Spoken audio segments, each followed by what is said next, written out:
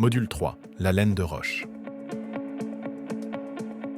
La laine de roche est un isolant minéral reconnu pour ses excellentes performances thermiques, acoustiques et surtout sa résistance au feu. Matériau non hygroscopique, la laine de roche offre une très bonne perméabilité à la vapeur d'eau.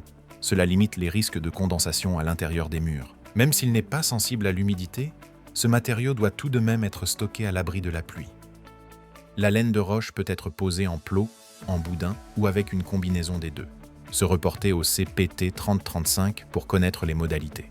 La laine de roche est très facile à découper à l'aide d'un couteau à isolant ou d'une scie égoïne. La découpe peut être manuelle ou mécanique.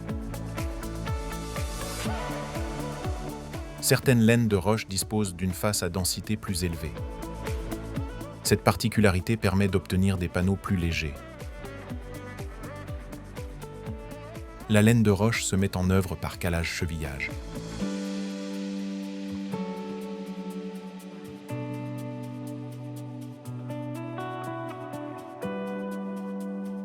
Les espaces importants peuvent être comblés avec des bandes de laine de roche découpées. Le chevillage est obligatoire et intervient après durcissement de la colle, soit environ 24 heures plus tard.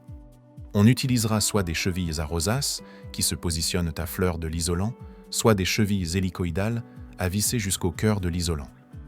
Il est crucial de respecter le choix des composants du système d'ITE utilisé. Tous les enduits ne sont pas compatibles avec tous les isolants. Il faut donc suivre scrupuleusement les documents de référence, DTA, AT, etc. Une fois l'enduit sec, on peut appliquer les couches de finition, toujours en conformité avec les produits du système choisi. Robuste, stable dans le temps et particulièrement adapté aux projets où la sécurité incendie est une priorité, la laine de roche convient aussi bien à la rénovation qu'à la construction neuve. Nous vous rappelons qu'une première série de vidéos est disponible pour connaître les bases de l'ITE et de sa pose. Pour en savoir plus, adressez-vous au mur Manteau, qui vous orientera vers un organisme de formation.